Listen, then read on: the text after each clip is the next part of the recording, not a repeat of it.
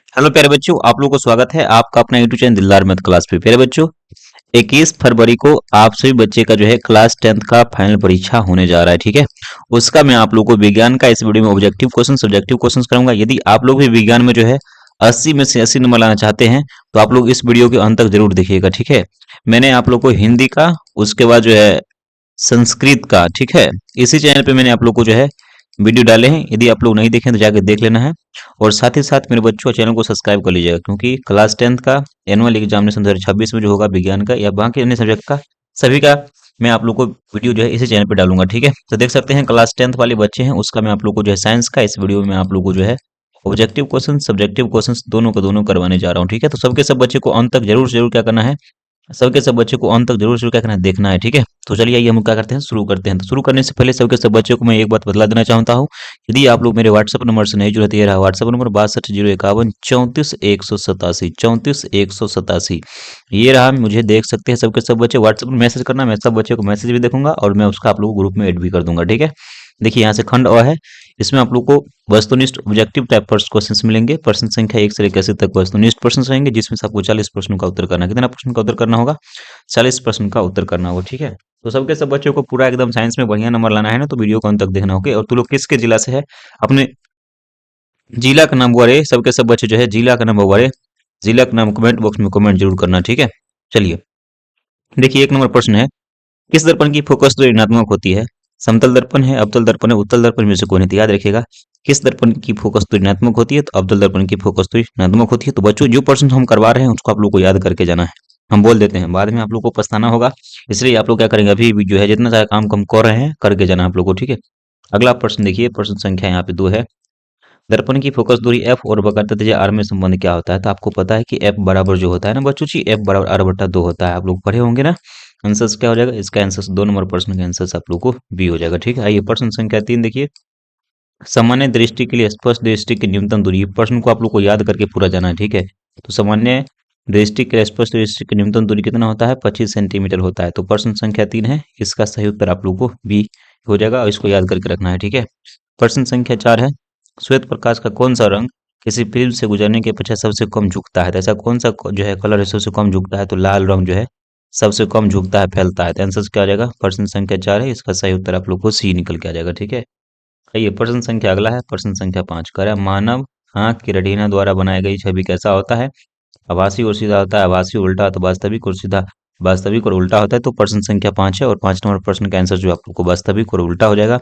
Answer number इसका आप लोग को बी हो जाएगा। ठीक है, फिर आकाश का रंग नीला प्रतीत होता है किसके कारण? तो प्रकाश के परिकिरण के कारण। ठीक है बच्चों जी, प्रश्न संख्या 6 है, इसका सही उत्तर आप लोग को बी हो जाएगा। ओके, आइए 7 नंबर प्रश्न है, किस दर्पण से वस्तु का बड़ा प्रतिबिंब बनता है? तो अवतल दर्पण में वस्तु का बड़ा प्रतिबिंब बनता है। ठीक है, छोटा उत्तल में बनता है। आइए अगला देखिए 8 नंबर प्रश्न, कार्य निम्नलिखित में से कौन सा लेंस निकट दृष्टि दोष को ठीक करने के लिए उपयोग किया जाता है? तो आप लोगों को पता है अवतल लेंस निकट दृष्टि दोष को दूर करने के लिए हम लोग इस्तेमाल करते हैं। प्रश्न संख्या 8 है, आंसर सी हो जाएगा। ठीक है, आइए अगला प्रश्न से 9 नंबर, निम्नलिखित में से कौन उपकरण विद्युत धारा की जो उपस्थिति को दर्शाता है?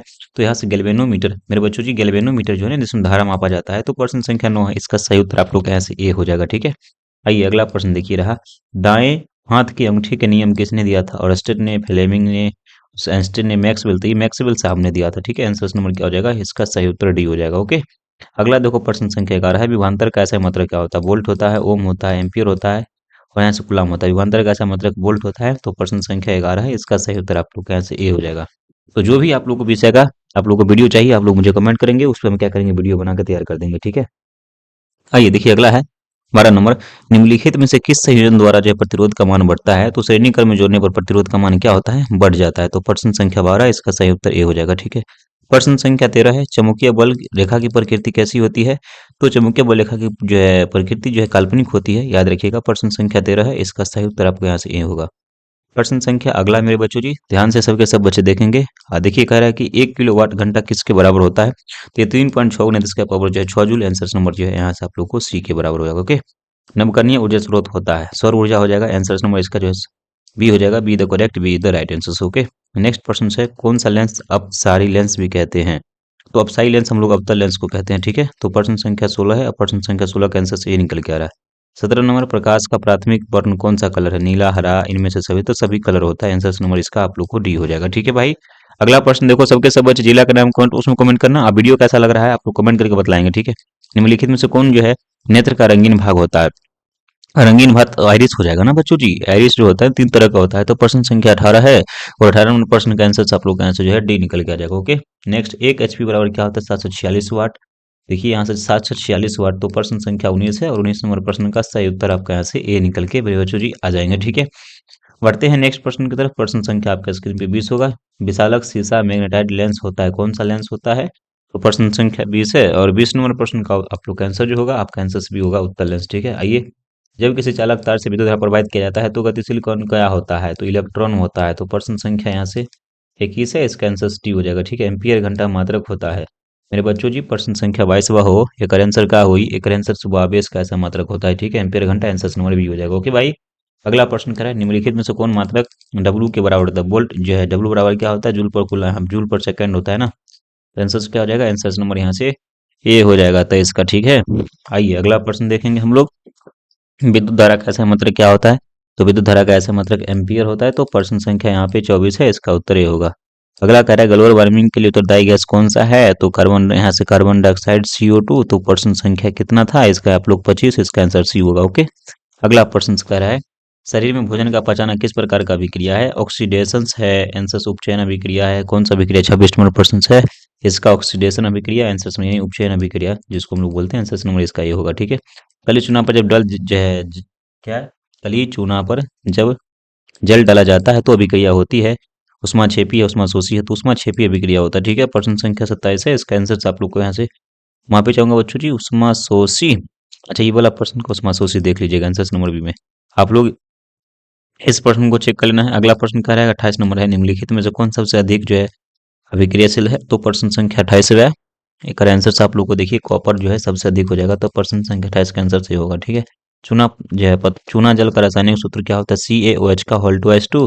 प्रश्न संख्या 29 है, उसका आंसर आप लोग को डी हो जाएगा, ठीक है भाई साहब। कोई विलियर लाल निटमस पौध को नीला कर देता है तो उसका पीएच मान 7 से अधिक होता है। तो 11 है, 10 है, इसका आंसर आप लोग को डी होगा। तो 7 से अधिक हो जाएगा। तो प्रश्न संख्या 30 है, इसका आंसर आप लोग को यहाँ से डी हो जाएगा, ठीक है। अगला प्रश्न, एल्काइन में कार्बन कार्बन परमाणु के बीच एल्काइन का सूत्र क्या होता है? C2H2 होता है। और इसमें अब हम देखेंगे सबके सब बच्चों को, इसमें ना कार्बन कार्बन दो कार्बन है, दो हाइड्रोजन है। तो इधर से संरचना इसका हम बनाएंगे तो देखेंगे आप कार्बन परमाणु के बीच 3 जो है बंद होता है। तो आंसर क्या हो जाएगा इसका? त्रिबंध। आंसर नंबर सी में होगा, ठीक है। प्रश्न संख्या 32, ग्लूकोज का आणविक सूत्र क्या होता है? C6H12O6। तो प्रश्न संख्या 32 है, इसका सही उत्तर ए होगा, ठीक है। अब देखिए अगला है 33 नंबर, उच्च जो है बसीय अम्लों को सोडियम लवण में क्या कहते हैं? साबुन कहते हैं। तो प्रश्न संख्या 33 है, इसका उत्तर ए होगा, ठीक है। CHO अभिक्रियाशील समूह क्या कहते हैं? तो एल्डिहाइड बोलते हैं। तो प्रश्न संख्या 34 है, इसका सही उत्तर ए होगा। उसका 35 नंबर पर आवर्त सारणी के किस आवर्त में बाएं से दाएं जाने पर तत्वों की जो परमाणु संख्या क्या होती है? तो प्रश्न संख्या 35 है, और 35 नंबर प्रश्न को हम लोग देखेंगे तो ये घट जाती है, इसका आंसर ए हो जाएगा, ठीक है। अगला कह रहा है निम्नलिखित में से कौन सा जो है उनके अधात्विक गुण के बढ़ते क्रम में सजाए गए हैं? तो प्रश्न संख्या 36 है, और मेरे बच्चों जी प्रश्न संख्या 36 है, बढ़ते क्रम में सजाया गया है। तो इसका आंसर जो है LIBECUF, आंसर नंबर जो है इसका आप लोग को बी हो जाएगा, ठीक है। ये नेक्स्ट प्रश्न देखिए, सिलिकन क्या है? मेरे बच्चों मोस्ट वीवीआईपी प्रश्न है, इसको याद रखना। सिलिकन को, सिलिकन एक उपधातु होता है जो कि आंसर नंबर इसका आप लोग को सी में नजर आएगा। सी वाले बच्चे इसको याद रखेंगे, सबके सब बच्चे, ठीक है। चलिए नेक्स्ट प्रश्न देखेंगे। अगला रहा 38 नंबर, निम्नलिखित में से कौन विद्युत धनात्मक तत्व है?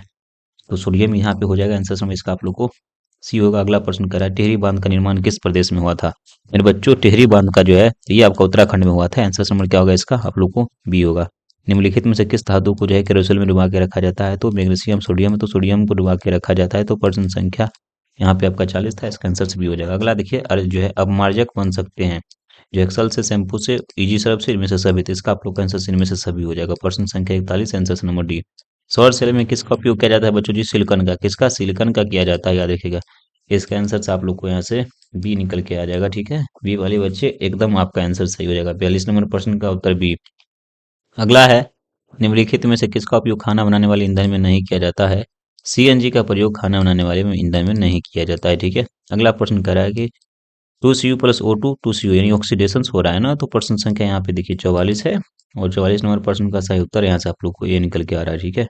नेक्स्ट प्रश्न देखिए 45 नंबर, कह रहा है कि निम्नलिखित में से कौन संतुलित नहीं है, तो इसमें से देखना है। देखो दूगो यहाँ पे हाइड्रोजन है, दूगो क्लोरीन है, तो इधर भी दोनों का सेम है, तो ये आपका ऑप्शन नंबर देखिए दूगो, दो दूना चार हाइड्रोजन, ऑक्सीजन यहाँ पे दूगो है। तो यहाँ पे देखेंगे हम सब के सब बचे, ऑक्सीजन भी देखिए दूगो, चार दूना चार गो हाइड्रोजन है, ऑक्सीजन दूगो।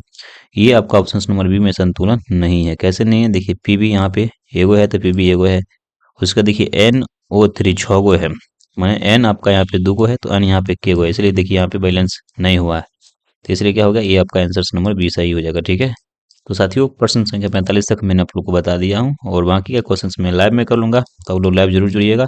और मैं ये प्रश्न को आप सबके सब बच्चों को जो है देख लेना, और वीडियो कैसा लगा कमेंट करके सबके सब बच्चे बतलाना। ठीक है, और बाकी अन्य सभी विषय का, जो विषय का आपको ऑब्जेक्टिव सब्जेक्टिव प्रश्न का चाहिए, आप मुझे मैसेज करना, मैं सभी विषय का आप लोग को ऑब्जेक्टिव सब्जेक्टिव क्वेश्चन प्रोवाइड करा दूंगा। ठीक है।